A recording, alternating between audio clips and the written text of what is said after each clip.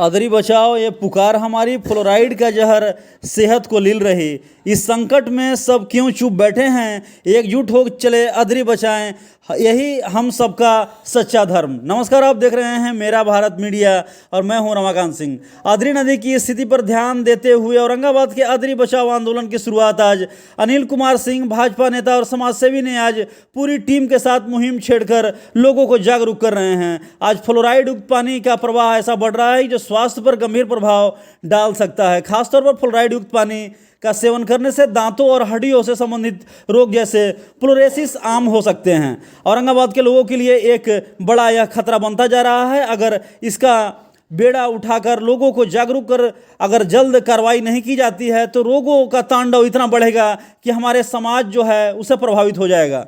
अदरी नदी में छठ महापर्व का महत्व खास है, लेकिन छठ व्रतियों को गंदे फ्लोराइड युक्त पानी का में रहकर व्रत करने को मजबूर होना पड़ रहा है, जो निश्चित रूप से भयंकर चुनौतियां आ रही है। अदरी नदी के संरक्षण की आवश्यकता है, उसे उजागर करना चाहिए। सभी को यह चाहिए कि चूंकि संगठित होकर यह जो कार्य है इसमें लोग भाग ले, और यह जो संगठन है वो अपील भी कर रही है कि अदरी बचाओ आंदोलन का सभी लोग समर्थन करें और मीडिया इसमें काफ़ी अच्छी कवरेज दे, ताकि यह संदेश जो है समाज में फैले। हमें एकजुट होकर आवाज़ उठानी चाहिए ताकि सरकार और स्थानीय प्रशासन इस दिशा में ठोस कदम उठा सके। अदरी बचाओ आंदोलन जल्द ही प्रभावी हो, इसके लिए सभी को एक साथ एक मंच पर आगे आना होगा। इसी को लेकर आज इन्होंने कार्यक्रम की और कार्यक्रम में क्या कुछ उन्होंने इस माध्यम से बताया, आइए आपको सुनवाते हैं। औरंगाबाद के लोगों के द्वारा और नगर पालिका के भ्रष्टाचार के कारण जो सीवेज सीधा बह रहा है और उस पर जो अतिक्रमण हो रहा है, उसके कारण अदरी नदी मर रही है। और अदरी नदी जो है सो बहुत बड़ी नदी नहीं है, छोटी नदी है। और इसका जो मूल जो है, जैसे इस रिपोर्ट में आप देखेंगे कि दो जगह का मूल है, एक सूर्य मंदिर यहाँ पर शाहपुर और एक है बराटपुर। सिर्फ सूर्य मंदिर से बराटपुर जाते जाते ये पोल्यूशन दुगना हो जाता है। RBDT का आप रिपोर्ट जब देखेंगे सीधा पोल्यूशन दूसरा हो जाता है। दूसरा टोटल कोलाई, मतलब जितने तरह के बैक्टीरिया होते हैं उसका दोनों का जरा भी पॉजिटिवनेस नहीं होना चाहिए। और उसका जो यूनिट है ये देखिए 1 NTU है ड्रिंकिंग के लिए, जानवर भी 5 के ऊपर नहीं पिएगा। और देखिए 47.5 है। इसका मूल कारक औरंगाबाद में खुले नाले और सीवेज, अनट्रीटेड सीवेज, जिसको मलमूत्र जो लगातार बहा दे रहे हैं, उसको जो सीधा नगर पालिका को ट्रीट करके जाना है, जिसके लिए इसको 6ठा वेतन आयोग में फाइनेंस कमीशन में पैसा मिला, 15वां फाइनेंस कमीशन में मिला।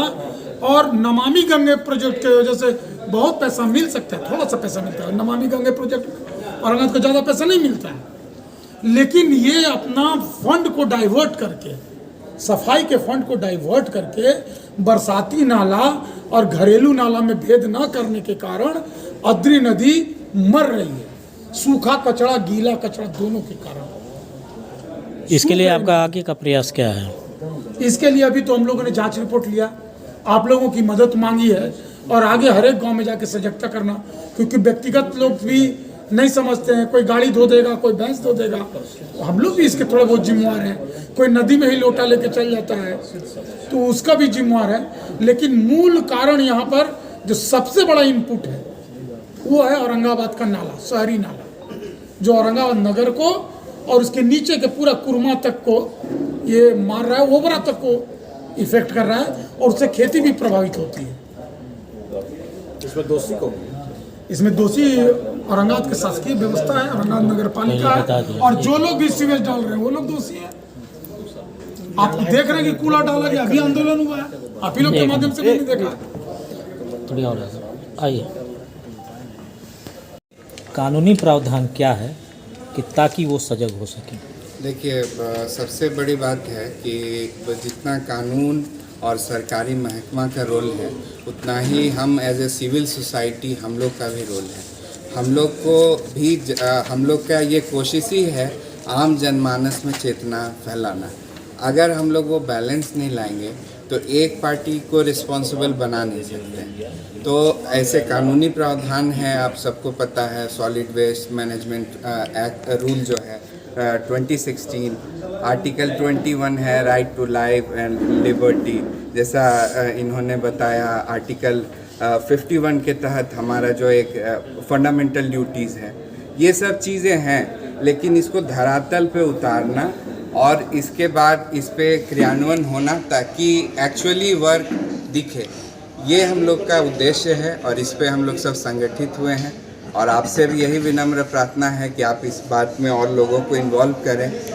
और इसके लिए जो चौथा स्तंभ है आपका media, that is quintessential. Sir एक चीज़ और जानना चाहेंगे जी। अगर मान लीजिए कि सारी मीडिया भी चला ले, अधिकारी को भी बात इस लिटिगेशन यही एक मौका दिया गया है ना न्यायालय के द्वारा, आप हम कोई भी एक एम्पावर्ड सिटीजन ऑफ इंडिया जा सकता है न्यायालय का आर्टिकल 226 के तहत हाई कोर्ट में और आर्टिकल 32 के तहत सुप्रीम कोर्ट में। तो we are all free to avail the service of Supreme Court and High Court for this, but हम लोग को चाहिए कि सबसे पहले इस पे ग्रास रूट लेवल पे ये चेतना फैलाए। बट जो आप आगे का क्वेश्चन किए तो उसके लिए यही इसमें क्या संज्ञान ले सकता है? देखिए एनजीटी जो है उसका एक प्रॉपर गाइडलाइन और डायरेक्शन जो district wise municipal body wise committee भी बनी हुई है सारे जिलों में, सॉलिड वेस्ट मैनेजमेंट को और लिक्विड वेस्ट मैनेजमेंट को अलग अलग उसको ट्रीट करने के लिए। लेकिन अगर उसका गाइडलाइन का फॉलो नहीं किया जा रहा है, आप डायरेक्ट एनजीटी को कंप्लेन कर सकते हैं। और अगर आप एनजीटी के जजमेंट से ऑर्डर से सेटिस्फाइड नहीं है तो इसकी अपील डायरेक्ट आप सुप्रीम कोर्ट तक कर सकते हैं।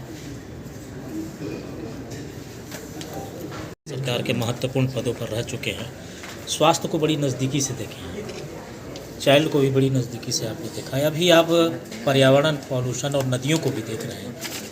क्या सोच लेकर इसमें आप आगे बढ़ रहे हैं?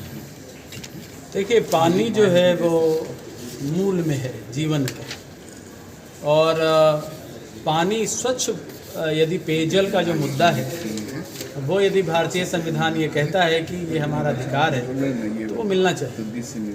दूसरी जो बड़ी बात है कि आप यदि बहुत ध्यान से देखेंगे तो अपना कभी इलाज में जो खर्च होता है जिसको कि आउट ऑफ पॉकेट एक्सपेंडिचर बोलते हैं, उसमें से बिहार में गरीबी के मूल कारणों में आउट ऑफ पॉकेट एक्सपेंडिचर है, मतलब इलाज पर होने वाला खर्च है।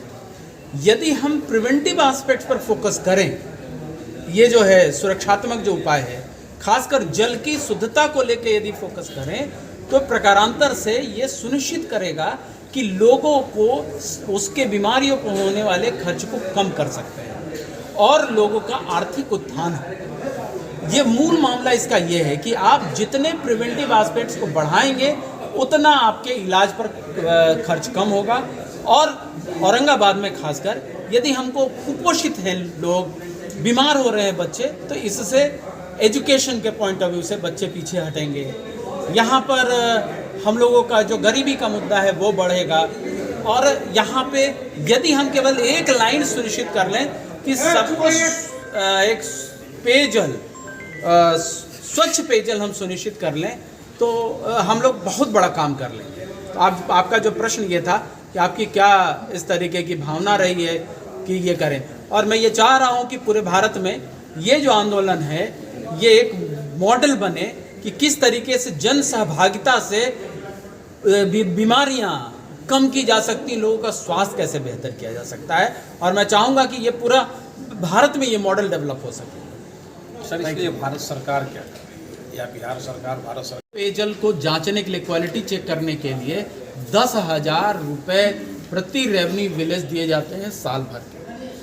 उसका कभी आप सवाल पूछिएगा यहाँ के जो स्वास्थ्य अधिकारी हैं कि कितना एक्सपेंडिचर हुआ, मैं बताता हूँ आपको कि एक्सपेंडिचर नहीं हुआ, जिसके कारण पैसे कम कर दिए। दूसरी चीज़ ये है कि पीएचईडी में इस बार का जो 15 फाइनेंस कमीशन है उसका मेन जो उद्देश्य था, कोविड के बाद चूंकि बना था ये, इसमें स्वास्थ्य ही मूल मुद्दा रहा है और उसके दो बड़े आयाम रहे हैं जिसको कि सोशल डिटर्मिनेंट्स ऑफ हेल्थ बोलते हैं। उसको 60% पैसा 15 फाइनेंस कमीशन का केवल स्वच्छता और शुद्ध पेयजल सुनिश्चित करने के लिए, और 40% जो पैसा है वो अनटाइड फंड है। तो भारत सरकार ने इतनी बड़ी राशि दी है, उसको हम लोग जैसे लोगों को जागरूक करके एक प्रेशर बनाना चाहिए कि भाई औरंगाबाद में इसको खर्च करो। सीधी सी बात है। अर्बन लोकल बॉडीज को बहुत सारा पैसा दिया। आप डिटेल, चूंकि समय नहीं है तो मैं इसका डिटेल आपको दे सकता हूं कि कितना अर्बन लोकल बॉडीज को पैसा दिया हुआ है, क्या इसके प्रोविजन है। अभी मौका मिलेगा तो इस विषय पे आपके प्रश्न पर इसके समय चाहिए,